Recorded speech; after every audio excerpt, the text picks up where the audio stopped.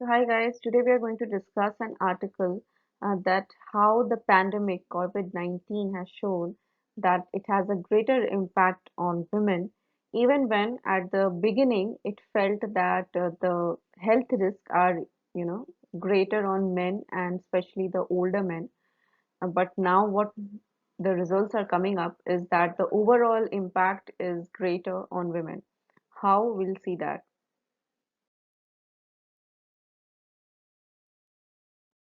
So, India reported double the usual number of domestic abuse cases in the first week of nationwide movement restrictions, that is the lockdown which was imposed to, control the COVID-19 spread, according to the country's National Commission for Women. And as you can see, the picture here states that the National Commission for Women receives 214 complaints, out of which 58 are cases of domestic violence, and as it is provided as per the India Domestic Violence Stats 2020. So you can see, and I think there was a picture which was quite, running in social media. There also, I think African women were protesting or something, and people were not taking it seriously. But this is a serious issue because this is really happening with women and they're really facing trouble, and it's not quite uh, an encouraging point, right?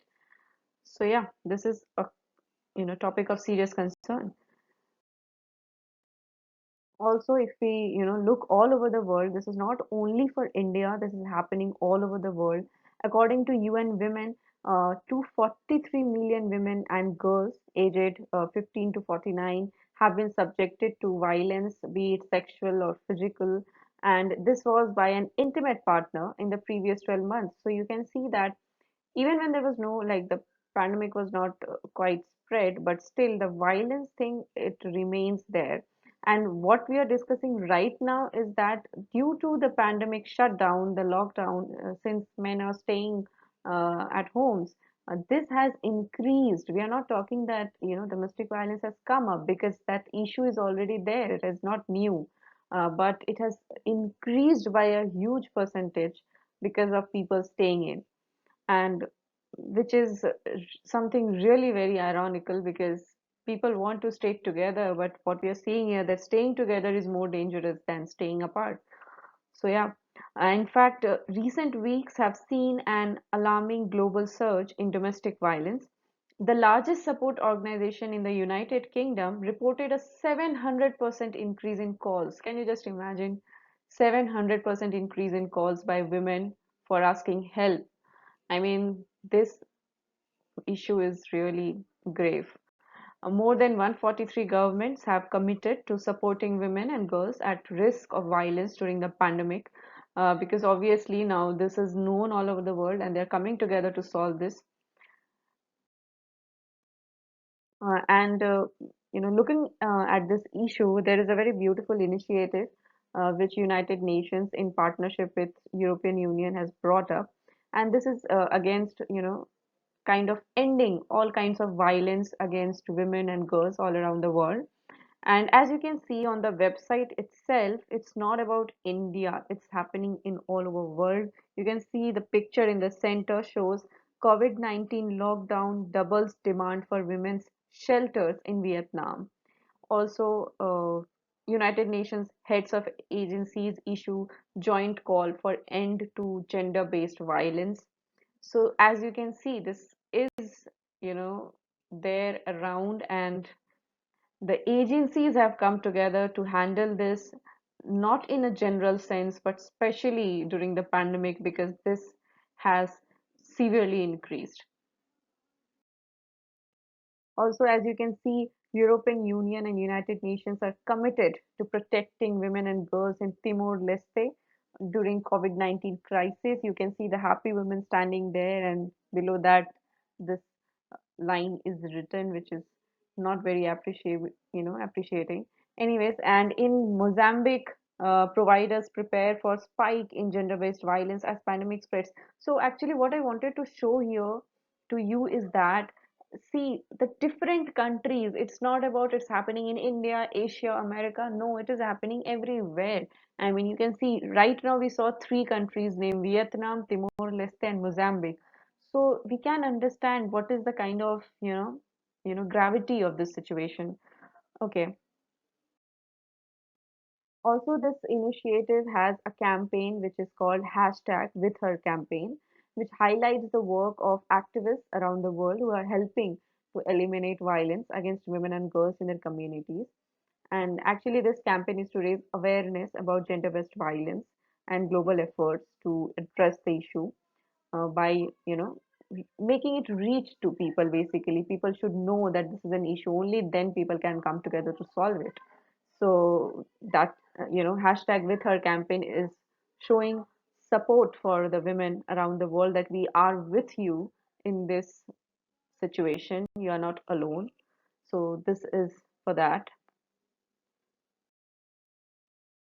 Also, it's not only about, physical and sexual violence.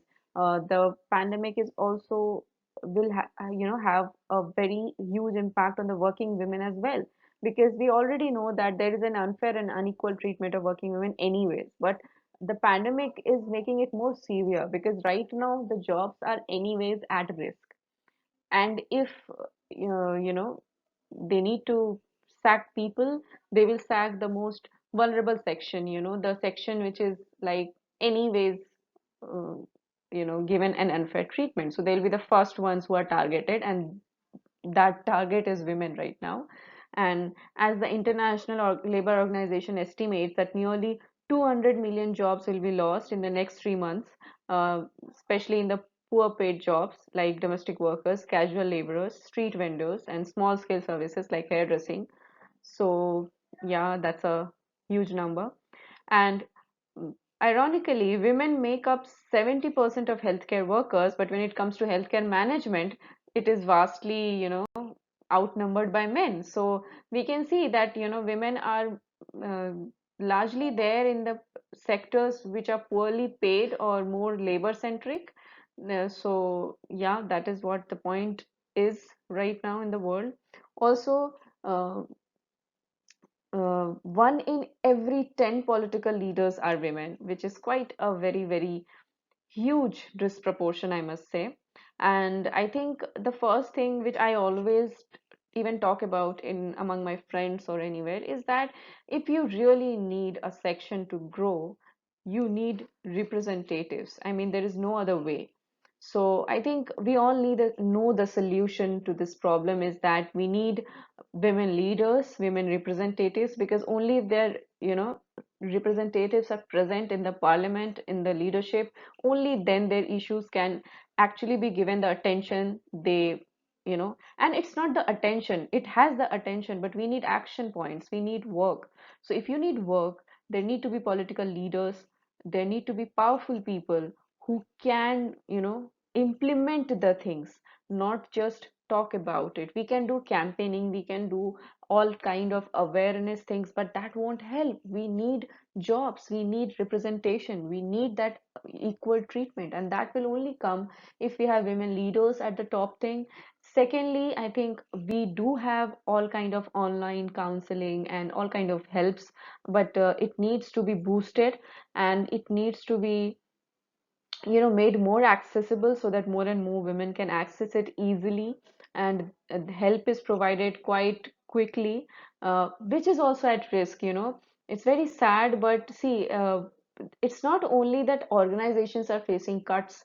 All these kind of self, the help services which are provided, these are also facing cuts. So imagine the women centric organizations which are working to help women, if they are facing cuts, it actually aggravates the situation, it adds up to it. आपका ये situation और बड़ा हो जाएगा, क्योंकि जो लोग help करने के लिए खड़े थे अगर उनमें भी कट्स होने लगे, तो ऑब्वियसली लोग तो और कम हो जाएंगे ना लोगों को हेल्प करने के लिए। आप सोचो जिनको हेल्प चाहिए उनकी नंबर्स इंक्रीज हो रही है, women who are facing issues, that number will increase, but women who are helping them, if that number decreases, it's a very, very, you know sad situation. So I think, apart from the attention this issue needs, I think it has the attention as per my own opinion. I don't know. if I'm right or wrong, but I think it has the attention, but we need something more than attention right now. Thank you, everyone, and take care of your health.